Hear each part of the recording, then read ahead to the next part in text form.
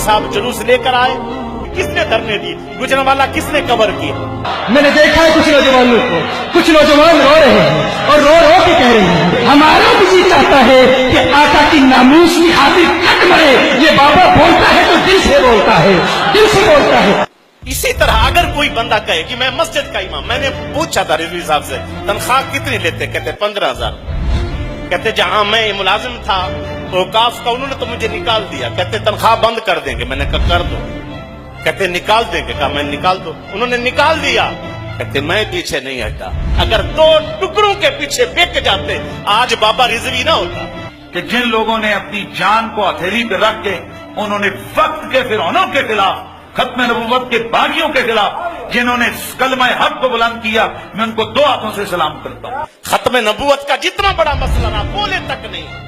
क्यों नहीं बोले? परमत जाते हैं, इंडिया से यारी जाती है, अमेरिका के डॉलर जाते हैं। फिर बोला तो गरीब रिजवी बोला, बोले तो वो बुजुर्ग बोले जिनकी टांगे भी नहीं, वो आगे बढ़े, रब ने उनके साथ मदद फरमाई, लोग चले, घरों से निकले, वहां पहुंचे, रब ने ना जान पहचान वाले की भी दुनिया में डंके बजवा दी। कि हमने इनसे दरखास्त की कि मिल बैठकर, क्योंकि हम मुत्तहिदुल मकसद हैं, हमारा मकसद एक है, हमारी मंजिल एक है, और गुस्ताखी के खिलाफ ये आवाज आपकी नहीं है, हम सबकी है। अल्लाह दर्जात बुलंद करे और उम्र खिजरी दे रिजवी साहब को।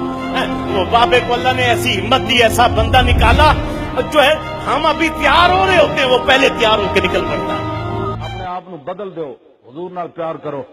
ए ना होवे कबर जदों जिन्हां वास्ते तू हराम हलाल इकट्ठा कीता उन्हां ते मिट्टी पा के आ जाना। जे मेरे आका ने रुख अनवर दूसरी तरफ फेर लिया तो की करेगा उसे? नसन दा राह भी कोई नहीं। मिटे नामियों के निशान कैसे कैसे, और जमीन खा गई आसमां कैसे कैसे। फलाने दुश्मनी की वजह तो मारे गए, फलाना एक्सीडेंट की वजह तो मारे, मारते रोजाना इतने भी लोग जाते हैं, लेकिन मुमताज मरिया तो कीमत पई कि न पई? की मोहम्मद से वफा तूने, बस हुजूर नाल वफा करनी।